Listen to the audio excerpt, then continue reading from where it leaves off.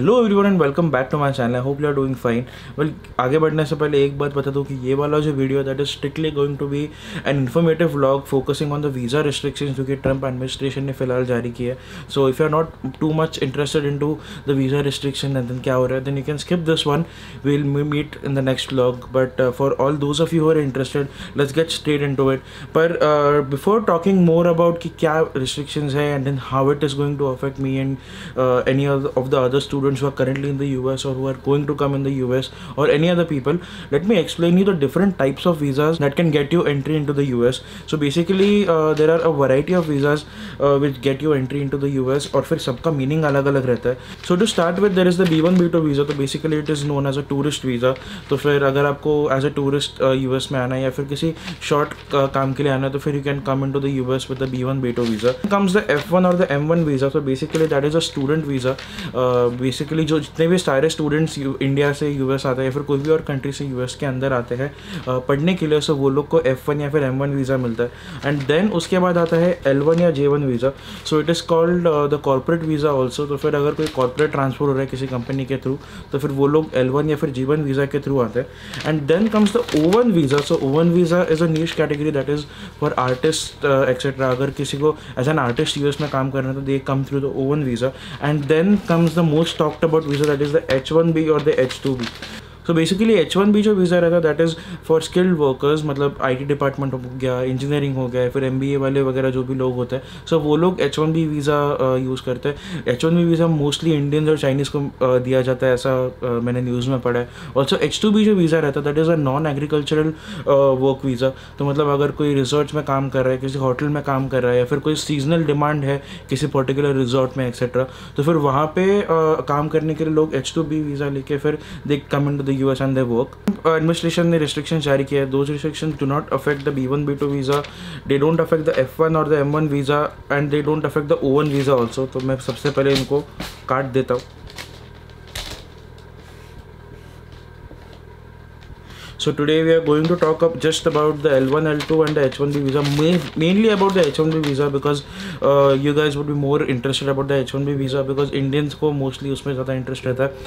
So what the administration says is because अभी Covid के वजह से काफ़ी सारे अमेरिकन लोगों के जॉब्स चले गए, तो he says that he wants to create jobs for American workers, इसलिए उसने फ़िलहाल H1B, H2B, L1, L2 ये जो वीज़ा है वो till the end of this year suspend कर दिए.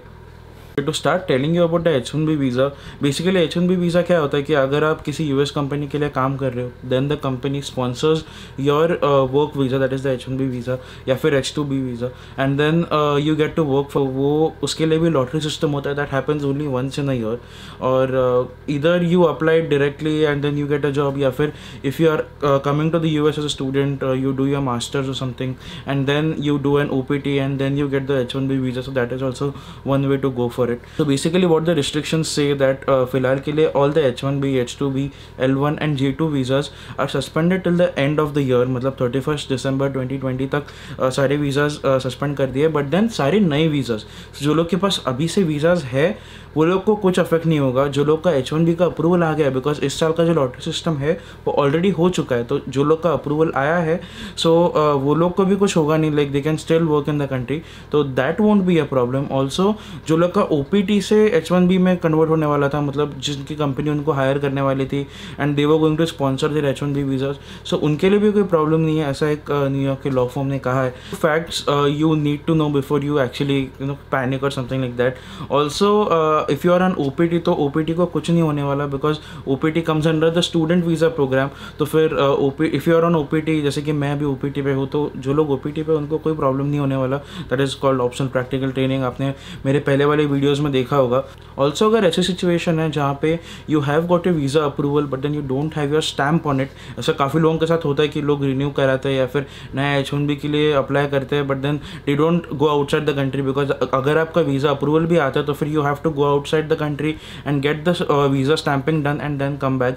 अगर आपके पास वीज़ा स्टैम्पिंग नहीं है and you go outside of the US, अगर समझो आप इंडिया जाते हो या फिर कोई और कंट्री में जाते हो, तो you won't be able to enter the country because आपके पास स्टैम्प नहीं है और स्टैम्पिंग अभी अभी हो नहीं रहा है बिकॉज सारा कुछ सस्पेंडेड है, तो फिर that is one thing you need to take care of. Apart from that जो लोग के पास वीज़ा है they will still have it. जो लोग OPT से H1B ट्रांसफ़र कर रहे हैं उनका भी हो जाएगा। द ओनली थिंग इज़ जो लोग अभी नए एप्लीकेशंस कर रहे हैं H1B के लिए उनको थोड़ा बहुत प्रॉब्लम होने वाला है। एंड अपार्ट फ्रॉम दैट जब ये कोविड वाला सीन चालू हुआ था तब Trump administration had also temporarily suspended any new green card issuance. मतलब अगर किसी को ग्रीन कार्ड के लिए अप्लाई करना है नया तो फिर 60 डेज़ के लिए वो लोग ने बैन करके रखा था, तो वो भी अभी till the end of the year suspend कर दिया है। So they are not taking any new immigrants inside the country.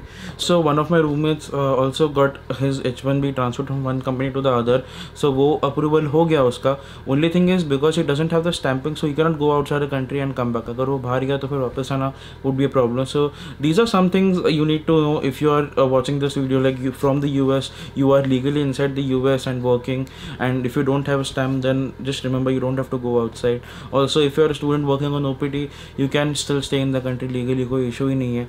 और जो स्टूडेंट वीज़ा है उनको तो कोई प्रॉब्लम नहीं है। ऑब्वियसली स्टूडेंट जब आते हैं US में then US gets a lot of money because of लोग खरीदते हैं काफ़ी सारी चीज़ें, they spend money, they pay taxes, मतलब हर चीज़ पर टैक्स लगता है, तो वो सारी चीज़ों में the country gets money. So वो लोग यूजुअली स्टूडेंट वीज़ास को हाथ नहीं लगाते।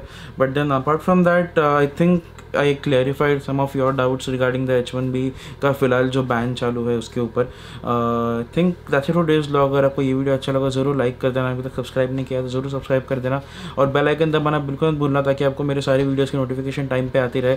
Also do follow me on Instagram, their link in the description box below. तो मिलता हूँ उससे नेक्स्ट व्लॉग में, तब तक के लिए stay safe, have fun, peace out.